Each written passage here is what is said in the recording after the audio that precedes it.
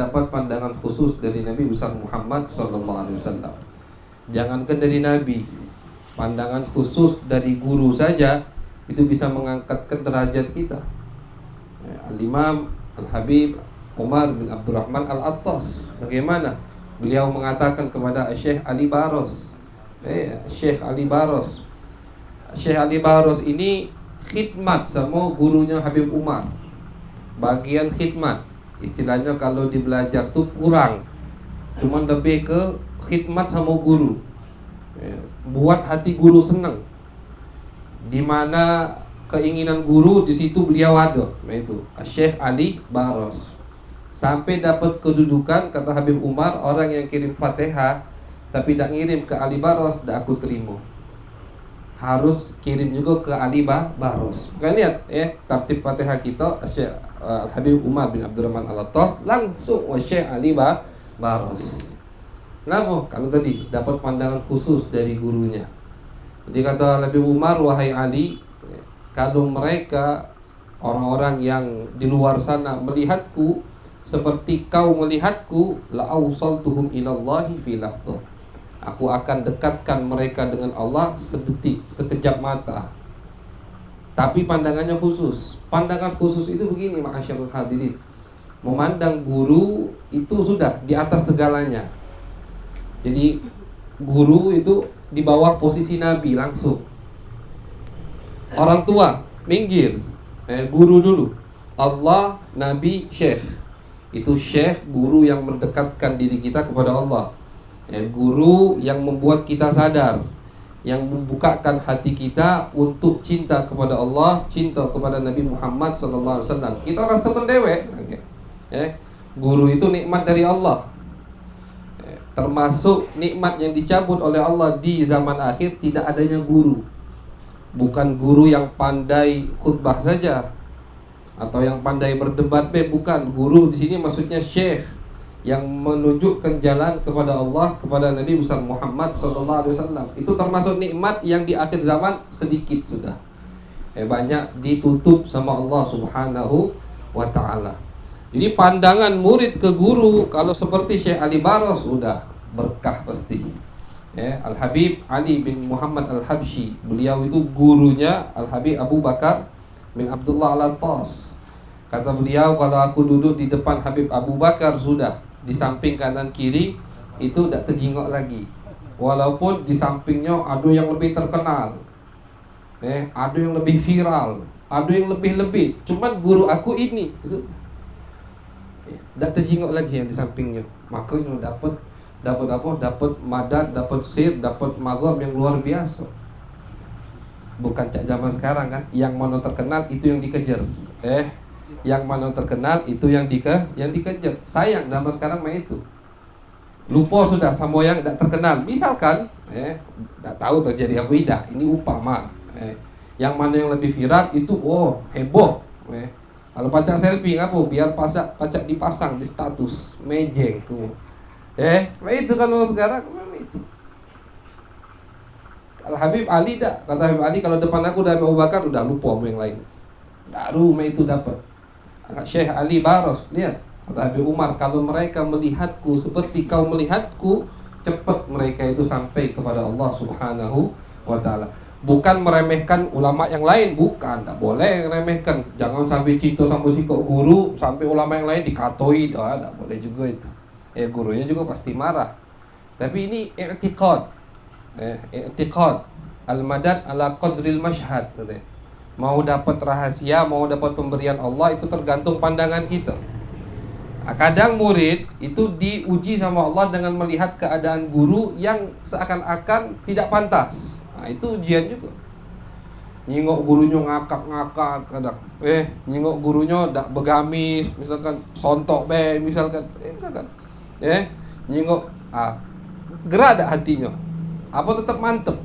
Apa tetap cinta? Ada. Kalau tetap cinta mantep, insya Allah orang tersebut akan bahagia dunia akhirat. Kenapa? Kalau dia adalah guru yang mendekatkan diri murid tersebut kepada Allah dan kepada Nabi besar Muhammad SAW.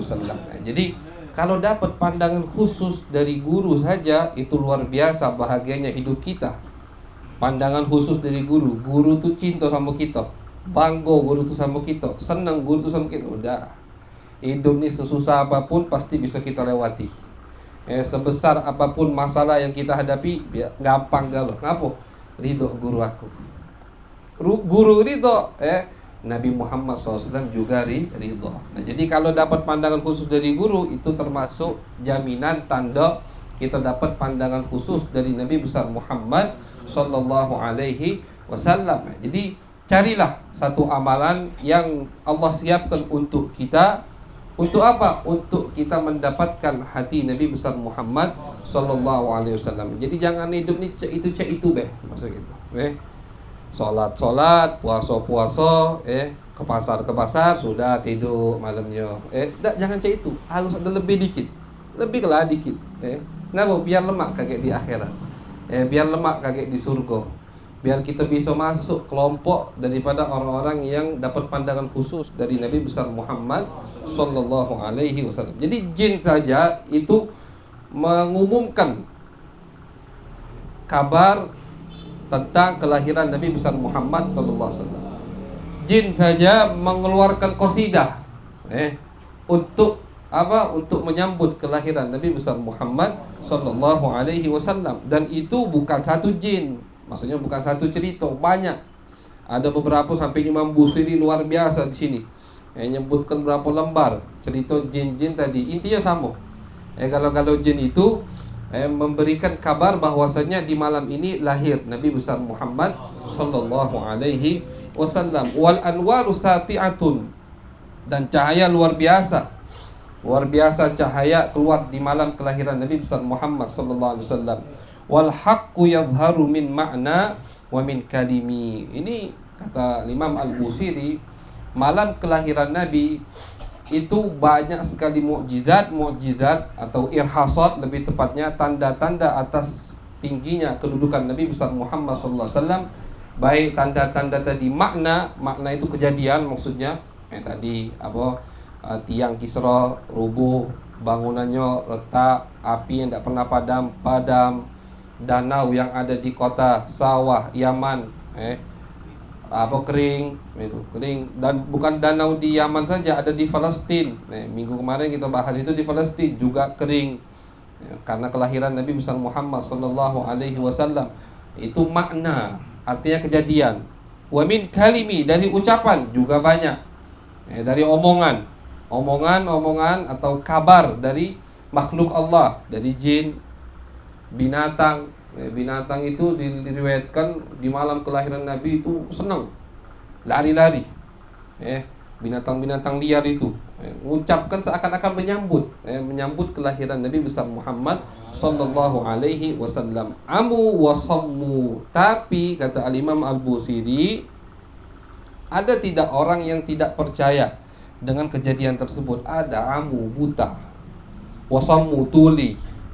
Bukan butonian, bukan, tapi mata hatinya yang buta. Bukan tuli telinganya, tapi hatinya yang tuli. Tidak percaya mendengar cerita tersebut. Tidak i'tiqad, tidak yakin sama cerita-cerita itu. Tidak bisa mengambil pelajaran dari cerita-cerita tersebut. Ini terjadi untuk orang yang ada di zaman Nabi dan untuk orang yang sekarang. Di zaman Nabi jahiliyah, orang-orang kafir itu tahu malam itu malam kelahiran Nabi besar Muhammad Sallallahu Alaihi Wasallam, tapi mereka tetap menutup mata mereka dan menutup telinga mereka, tidak mau iman sama Nabi. Padahal dari Nabi lahir mereka sudah tahu apa yang terjadi pada malam kelahiran Nabi besar Muhammad Sallallahu Alaihi Wasallam. Yang sekarang mengingkari perayaan Maulid Nabi besar Muhammad Sallallahu Alaihi Wasallam, dikasih tahu dalil, dikasih tahu cerita, dikasih tahu kalam pendapat ulama, masih tidak percaya. Itu berarti apa? Amu, buta mereka. Hati mereka buta, tidak bisa menerima nasihat, tidak bisa menerima al-haq, kebenaran. Kebenaran itu kalau masuk ke hati mental, berarti itu tandanya hatinya keras, hatinya mati, hatinya tidak bisa lagi. Dalil Al-Quran, mau dikasih hadis Nabi, nak diinjuk kalam ini, udah tidak mempan. Tetap bid'ah itulah. Tak boleh ngerayakan Maulid Nabi, tak boleh itulah. Padahal cerita banyak. Mereka bukan tak bisa baca kitab, mereka paham kitab, bisa baca kitab. Mereka punya percetakan banyak.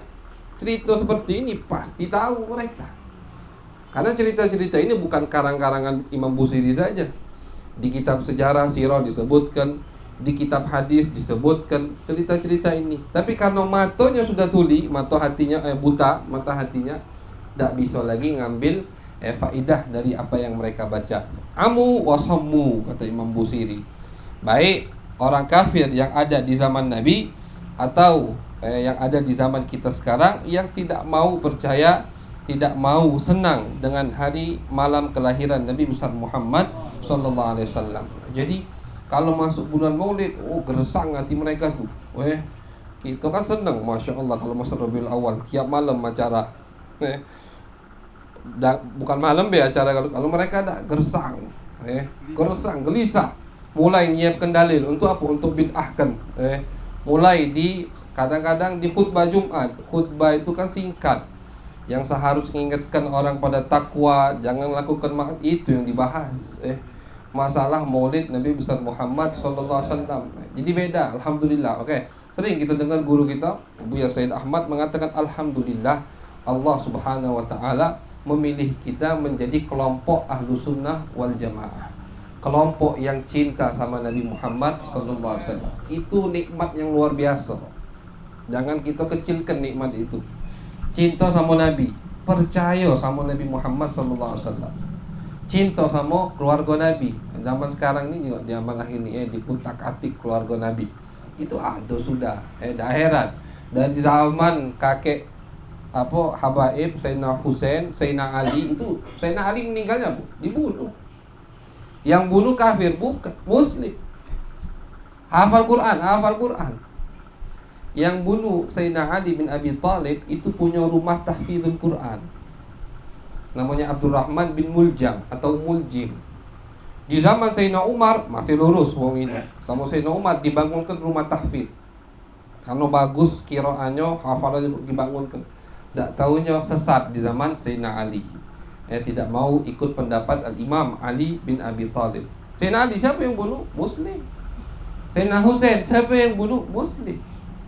Jadi memang keluarga Nabi itu dari dulu pasti ada yang karena itulah kata Nabi, wahai Ali, dua orang yang celaka, dua kelompok yang celaka gara-gara atau karena ngutik diri kau dan keturunanmu. Yang pertama benci, yang kedua cinta berlebihan. Cinta berlebihan ini maksudnya sampai salah, sampai melewati batas. Itu dua kelompok kata Nabi. Yang benci dari zaman beliau sampai sekarang ada yang benci sama keluarga Nabi besar Muhammad sallallahu alaihi wasallam. Jadi jangan heran kalau ada timbul yang benci sama keluarga Nabi. Yang cinta berlebihan sampai melewati batas juga ada. Jadi alhamdulillah kita di tengah-tengah. Baina farthin wa damin, antara kotoran dan darah. Ada apa? Ada laban sa'iran lisyaribin, kata Allah. Ada susu yang enak untuk diminum, sehat untuk badan. Siapa itu? Kita. Alhamdulillah. Madhab ahlu sunnah wal jamaah. Cinta sama sahabat, cinta sama ahlul bait, cinta sama Nabi besar Muhammad sallallahu alaihi wasallam. Jadi jangan dikira tak kata orang tak cinta sama Nabi. Dia muslim tapi kurang ajar sama Nabi Muhammad sallallahu alaihi wasallam. Dia muslim, hafal Quran. Kalau ngamalkan sunnah misalkan, luar biasa. Siwak tak pernah tinggal, tapi tak dapat nikmat cinta kepada Nabi Muhammad sallallahu alaihi wasallam. Di depan makbarah, di depan magam Nabi saja berani kurang ajar sama Nabi. Itu ada orang ziarah lama-lama dimarahi, ngangkat suara, di belakang dia ada Nabi. Kata Buya Said Ahmad, itu kalau mereka ada takzim ke Nabi, tak berani ngangkat suara di depan magam Nabi. Ngangkat suara. Imam Malik itu yang dimarahi sama Imam Malik, khalifah waktu itu Abu Ja'far Al-Mansur. Abu Ja'far Al-Mansur manggil Imam Malik di samping magam Nabi. Abu Ja'far agak ngangkat suara sampai Imam Malik ditegur, wahai Sultan Amir Mu'minin, hati-hati. Karena Allah Subhanahu wa ta'ala dalam Al-Quran dzamma aqwaman, telah mencaci. Allah Subhanahu wa ta'ala telah memarahi orang yang mengangkat suaranya di hadapan Nabi besar Muhammad sallallahu alaihi wasallam. Seperti apa? Kasautil hamir, kata Allah, seperti suara keledai.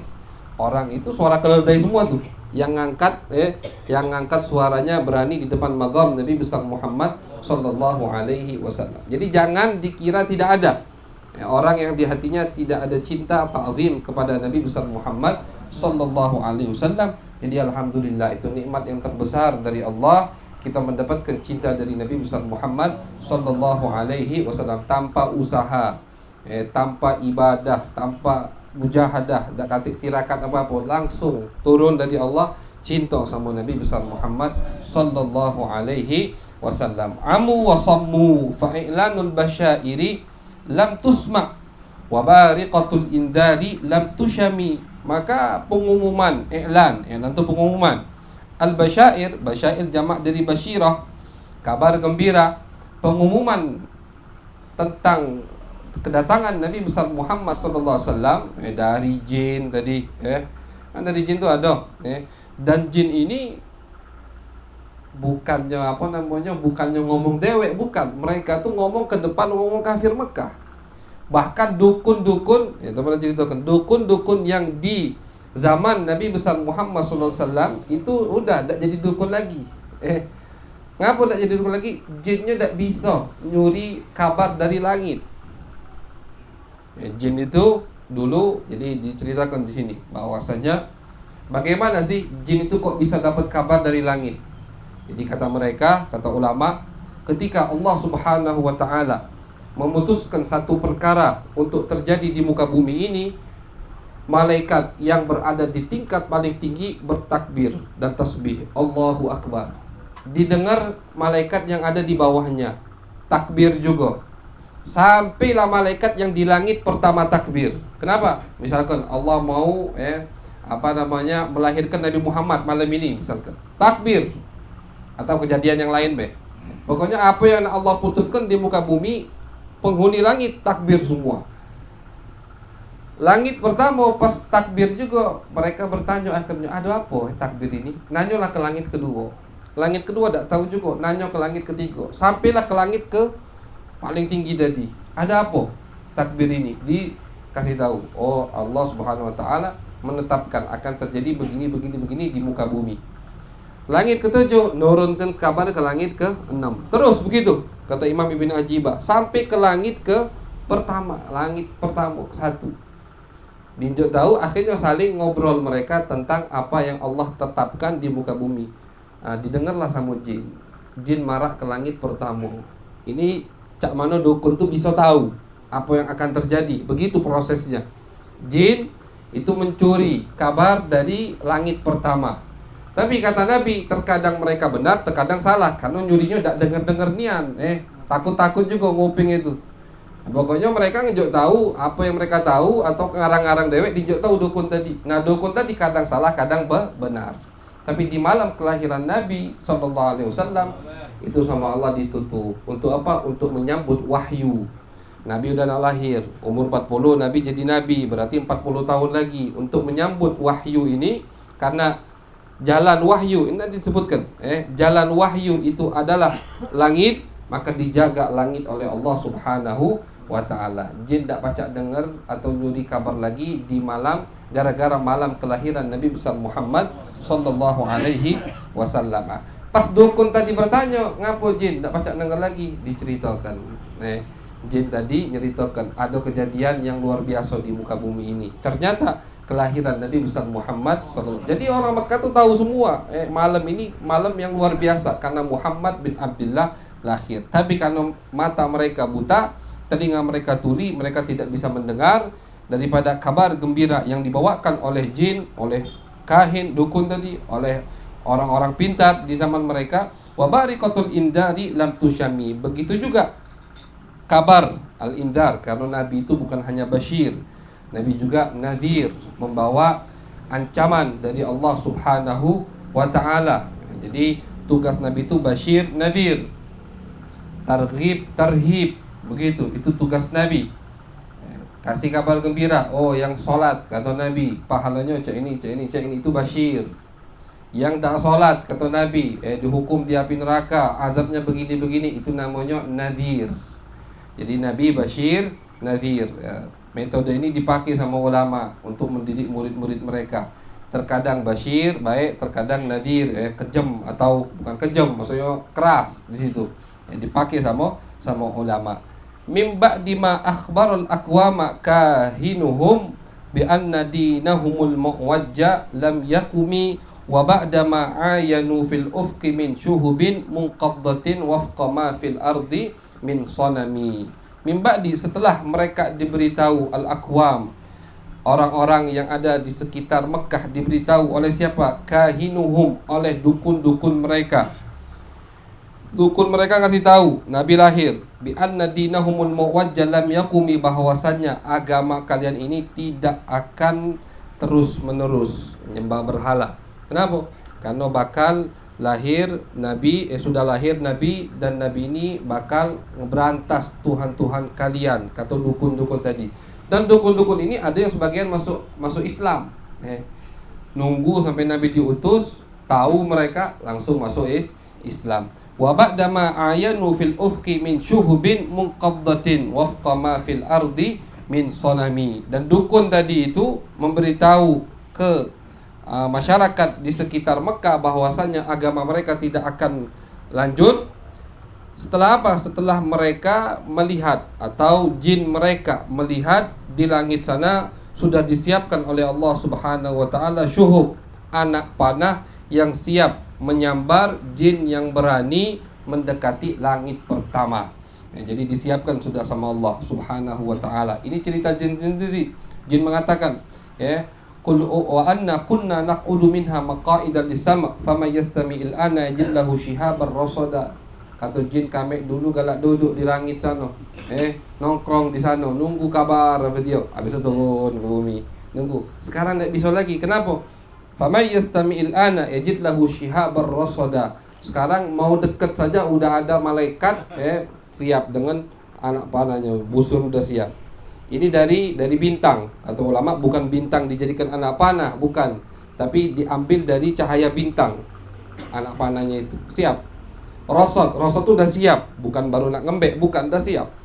Tinggal tembak jadi ada yang berani mendekat, langsung tembak. Dan Allah juga mengatakan di Al-Qur'an, inna zayyana sama'ad dunya bizinatinil kawakib. Kami hiasi, kata Allah, langit bumi dengan apa? Dengan kawakib, dengan bintang-bintang. Dan bintang-bintang ini tugasnya wahifdhan min kulli syaitanim marid, untuk menjaga agar setan tidak berani mendekati langit, kata Allah Subhanahu wa taala.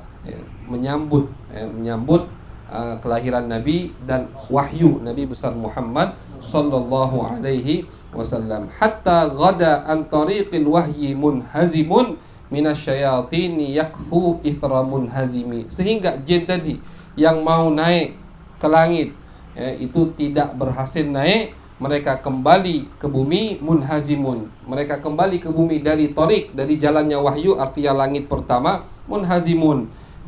Mereka kembali dengan membawa kegagalan, tidak berhasil mencuri kabar dari langit, karena telah lahir Nabi besar Muhammad sallallahu alaihi wasallam.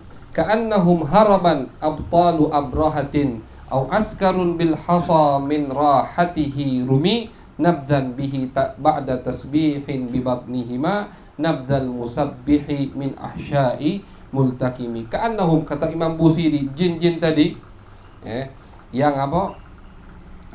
Jin itu maksudnya iblis, iblis, syaitan itu jin. Tapi kalau disebutkan jin dan syaitan misalkan, berarti jadi jin itu ada yang muslim, ada yang kafir. Jin itu jenis, jin itu jenis manusia, ins, al insu, insanun, manusia, jenis manusia. Jinnun, jenis jin. Jin ini ada yang iman, ada yang kafir. Jin ada yang Yahudi, jin ada yang Nasrani, jin ada yang Majusi, ada kalau itu macam-macam. Persis jin ini. Dan jin ini seperti manusia, mukallaf, kena kewajiban. Jin wajib sholat, Jin wajib iman kepada Nabi besar Muhammad sallallahu alaihi wasallam. Nah, yang iman, yang Islam, masuk Islam, dan ada tuh di Al-Quran disebutkan baiat Nabi besar Muhammad sallallahu alaihi wasallam. Jin baiat Nabi masuk Islam. Itu dinamakan atau lebih sering digunakan dengan kalimat jin untuk yang sudah masuk Islam. Tapi kalau iblis atau syaitan, itu langsung harus kita yakini itu jin yang tidak masuk Islam. Iblis itu bapaknya yang ada di zaman Nabi Adam, yang dikeluarkan oleh Allah yang diusir oleh Allah Subhanahu wa taala, itu iblis. Anak keturunannya syaitan. Oh, ada perkawinan? Ada. Jin juga ada perkawinan, ya. Afatattakhidunahu wa dzurriyyatahu awliya'a min duni, kata Allah. Jadi ada satu ulama tanya sama muridnya, "Ustaz, jin punya anak tak?" Kata ulama tadi, "Aku tak hadir kawinannya." Jadi tak tahu punya anak apa tidak. Akhirnya mikir lagi ulama tadi, oh ada benar-benar, jin itu kawin. Kenapa kawin? Karena Allah menyebutkan di Al-Quran, afatattakhidunahu wa dzurriyyatahu. Apakah kalian ingin menjadikan iblis, ya, wa dzurriyyatahu, dan keturunannya? Berarti kan kalau keturunan ada perkawinan. Apakah kalian ingin menjadikan mereka aulia, sebagai orang yang kalian cintai, melainkan aku, kata Allah Subhanahu wa taala. Jadi kalau diucapkan kalimat jin itu lebih banyak, ini dalam bahasa Arab, bukan bahasa Indonesia, bukan bahasa Arab. Kalau jinnun itu lebih sering digunakan untuk bangsa jin yang sudah masuk Islam, yang sudah masuk Islam. Tapi kalau iblis, syaitan, pasti itu yang kafir. Syaitan pasti yang kafir. Tak mungkin ada syaitan yang muslim. Syaitan muslim tak dipanggil setan lagi, dipanggil jin. Itu dari segi bahasa, hanya dari segi bahasa. Jadi kata Imam Al-Busiri, mereka ini jin tadi yang lari dari langit, ka'annahum haraban abtalu abrahatin. Ketika mereka lari kocar-kacir dari langit tadi, ketakutan, jenguk malaikat udah siap dengan anak panahnya, itu seperti abtalu abrahatin. Larinya mereka itu seperti pasukan Abroha ketika ingin menyerang Ka'bah. Abroha itu kan bangun Ka'bah di negerinya sana, di Yaman. Bangun, tak taunya Abroha melihat Ka'bah punya kita lebih rami.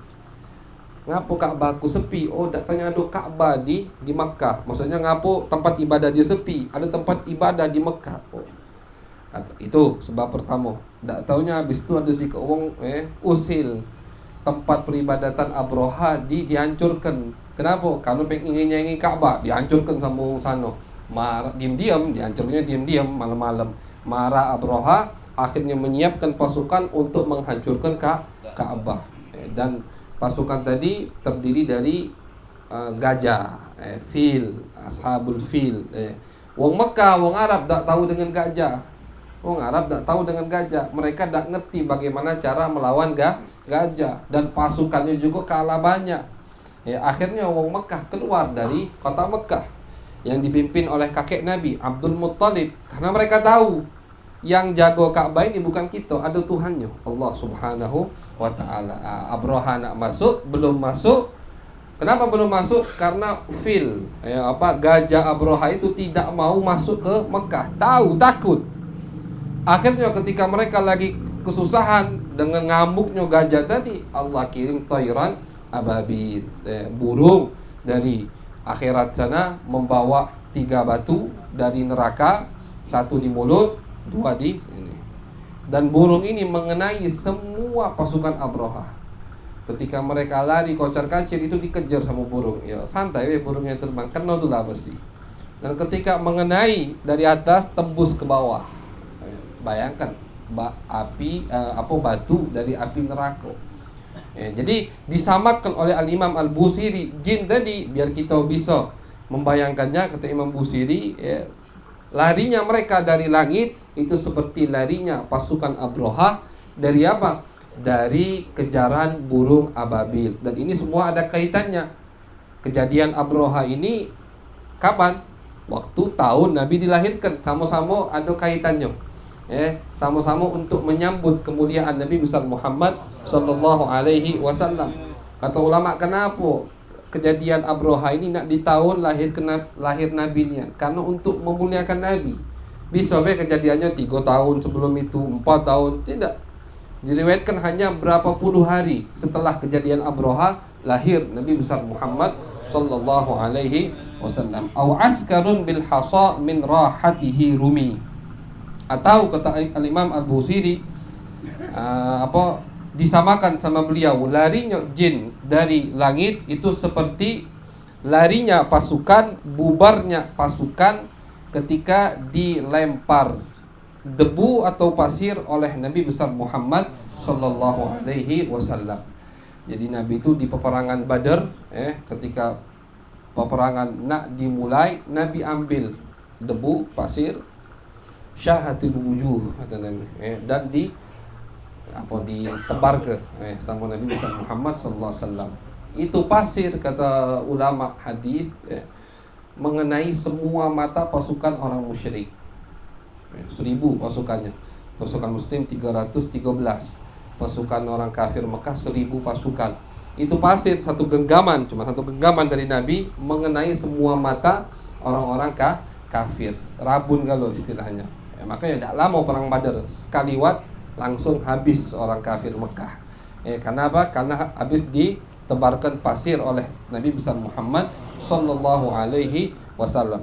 Buyar kan, bubar pasukan, kacau balau. Seperti itulah ketika jin lari dari langit, kata Al-Imam Al-Busiri. Nabdan bihi ba'da tasbihin bi batnihima. Yang mana kata Nabi, kata Al-Imam Al-Busiri, pasir tadi atau batu tadi dilempar dari mana? Dari tangan, yang di tangannya bertasbih batu-batu.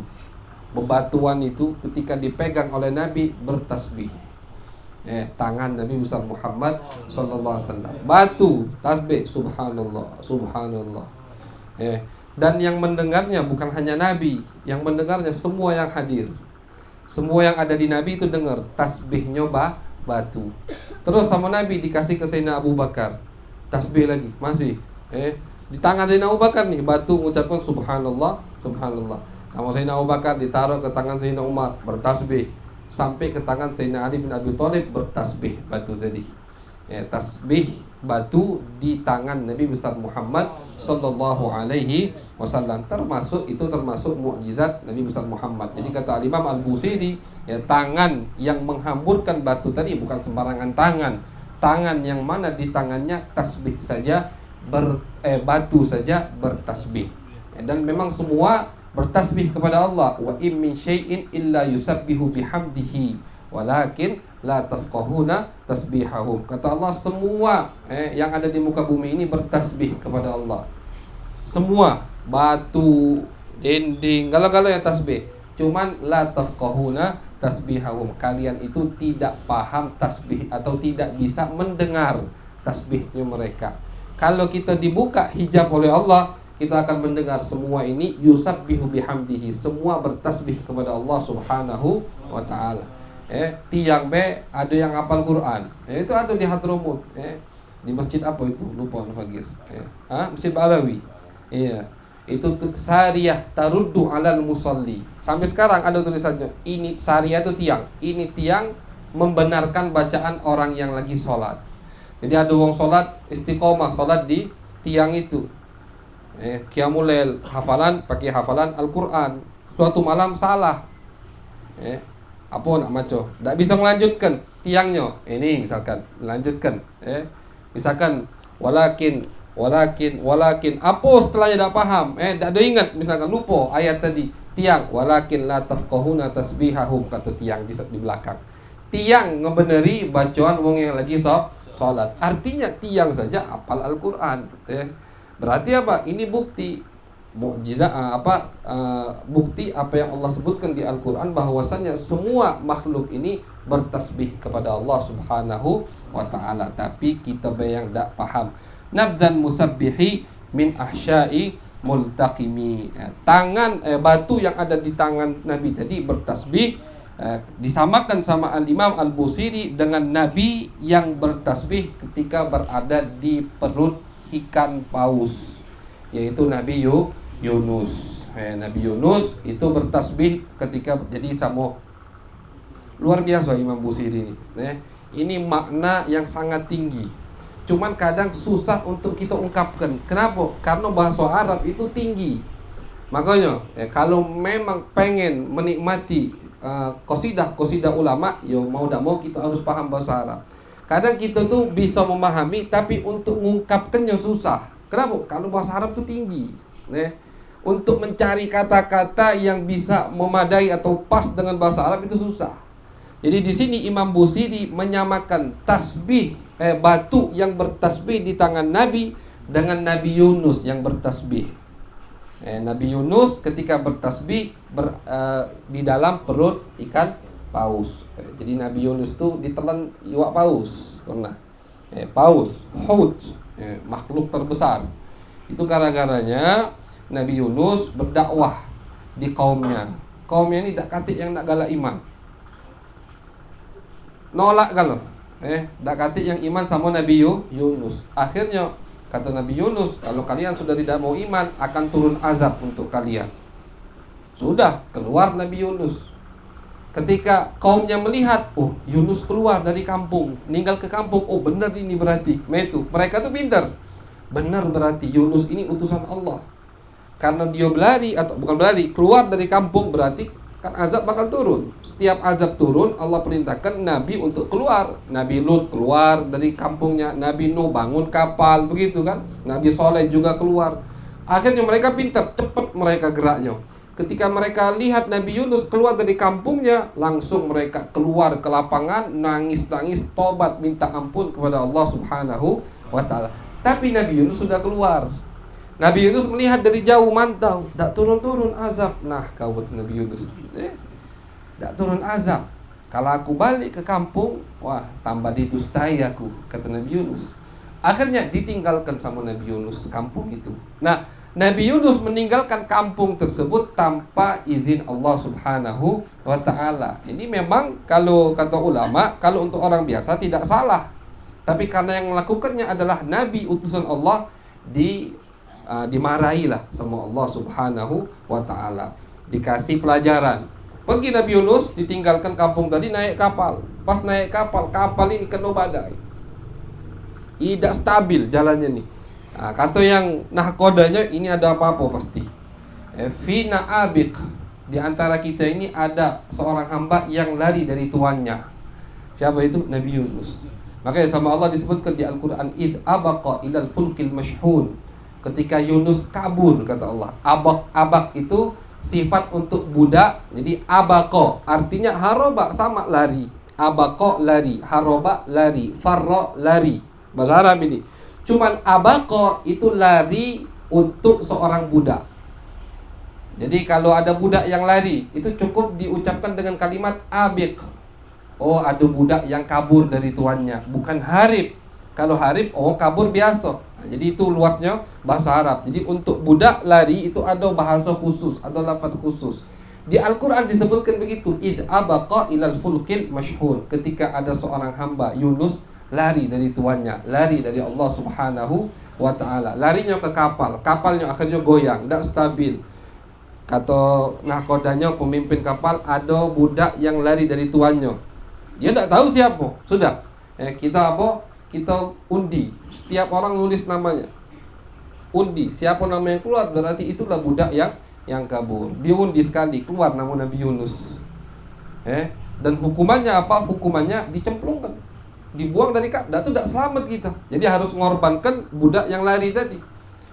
Diundi sekali, keluar Yunus. 2 kali Yunus lagi, 3 kali Yunus. Udah, Yunus ini berarti yang dibuang. Pas mereka nak buang Nabi Yunus, ada iwak paus marahi kapal itu. Ini Imam Ibn Ajibah yang ceritakan. Marahi kapal itu, iwak paus. Nak lempar ke sini, nak dibuang ke sini iwak paus. Berlari mereka akhirnya. Ya, takut juga lah dimakan. Berlari ke sini, iwak pausnya pindah ke sini. Ke depan iwak paus melok. Oh, berarti iwak paus ini kiriman dari Allah untuk Yunus ini. Dilempar Nabi Yunus, iwak pausnya mangap langsung. Iwak paus mangap, Nabi Yunus masuk ke dalam perut iwak paus. Ada yang mengatakan 3 hari, ada yang mengatakan 7 hari, ada yang mengatakan 40 hari.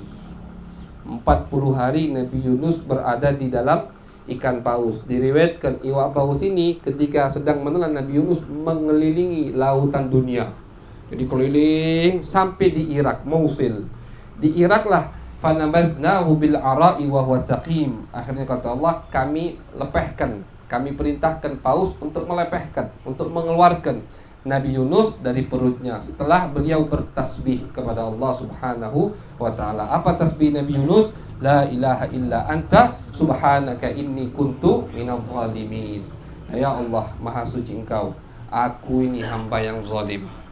Taubat kepada Allah Subhanahu wa taala, akhirnya dikeluarkan oleh iwak paus, wa huwa saqim, kurus, sakit.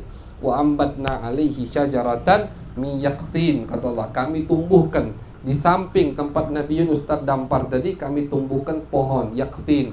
Yaqtin ini kebanyakan ulama tafsir mengatakan adalah labu yaqtin, sejenis labu. Labu yang biasa kita jadikan untuk di sayur asem. Itu labu yang disukai oleh Nabi besar Muhammad SAW. Dan itulah pohon atau tumbuhan yang ditumbuhkan oleh Allah untuk Nabi Yunus ketika baru keluar dari iwak paus. Tidak makan 40 hari. Akhirnya ditumbuhkan labu tadi. Dan labu itu dubba bahasa Arabnya, itu yang paling disukai oleh Nabi besar Muhammad sallallahu alaihi wasallam. Jadi sama Imam Busiri, batu yang bertasbih di tangan Nabi disamakan dengan Nabi Yunus yang bertasbih di dalam perut ikan paus. Coba lihat, bayangkan Imam Busiri, bukan nabinya yang dibandingkan dengan Nabi Yunus. Karena jelas kalau Nabi Muhammad SAW dibandingkan dengan Nabi Yunus, ya pasti lebih tinggi kedudukan Nabi besar Muhammad sallallahu alaihi wasallam. Itu daripada syarah nabdan bihi ba'da tasbihin bi batnihi ma nabdal musabbihi min ahsyai multaqimi. Ya, mudah-mudahan dengan kita mendengar tadi kelebihan-kelebihan Nabi besar Muhammad sallallahu alaihi wasallam, kita tambah cinta kepada Nabi Muhammad sallallahu alaihi wasallam, tambah tinggi ikatan kita, kuat ikatan kita kepada Nabi besar Muhammad sallallahu alaihi wasallam. Karena masyaallah hadirin, sebelum kita tutup, bahwasanya orang yang kurang ajar sama Nabi, yang kurang ajar sama keluarga Nabi, yang tidak tahu atau tidak mau tahu dengan kedudukan Nabi besar Muhammad sallallahu alaihi wasallam, itu ngomong yang tidak banyak baca hal-hal yang seperti ini. Tak galak baca syama'il Nabi, tidak mempelajari kelebihan-kelebihan Nabi besar Muhammad sallallahu alaihi wasallam. Jadi mereka itu menganggap Nabi manusia biasa. Dalilnya Al-Qur'an, misalkan qul innama ana basyarun, katakan wahai Muhammad, aku ini manusia. Mereka itu tidak paham ngapo Allah nurunkan ayat itu. Allah nurunkan ayat itu karena orang kafir Mekah tidak mau iman sama Nabi, beralasan ngapo Nabi ke pasar, itu ngapo Nabi kawin, kalau kau memang utusan Allah wahai Muhammad, kenapa kau masih makan, kenapa masih minum? Gara-gara omongan itu Allah turunkan ayat, katakan wahai Muhammad kepada umatmu orang kafir Mekah, aku ini manusia biasa, yuha ilai, cuman aku diberi wahyu. Ini yang mereka tidak paham. Jadi yang mereka ambil, yang mereka hafalkan, yang mereka yakinkan di hati mereka, Nabi itu manusia. Tapi walaysa kal bashar, itu tidak mereka pahami. Imam Busiri mengatakan Muhammadun basyarun walaysa kal bashari. Nabi itu manusia, tapi bukan seperti manusia. Nah, cak mana kita bisa ngerti Nabi bukan seperti manusia? Dengan kita membaca sejarah Nabi besar Muhammad sallallahu alaihi wasallam, dengan kita mengkaji, kita memahami, kita mengetahui apa yang Allah berikan untuk Nabi, sehingga kita bisa paham, oh walaysa kal bashar. Betul Nabi manusia, tapi Nabi tidak pernah kena terik panas matahari. Nabi kepanasan tak? Kepanasan. Karena manusia wajarnya kena panas kepanasan. Cuman Allah kasih awan, tak kena terik matahari. Itu berarti walaysa kal bashar, manusia tapi tidak seperti manusia. Ini yang tidak dipahami sama sebagian kelompok, sehingga mereka kurang ajar sama Nabi besar Muhammad sallallahu alaihi wasallam. Mudah-mudahan kita dijauhi oleh Allah dari pemikiran tersebut, dari orang-orang yang tidak tahu kedudukan Nabi besar Muhammad sallallahu alaihi wasallam. Amin ya rabbal alamin.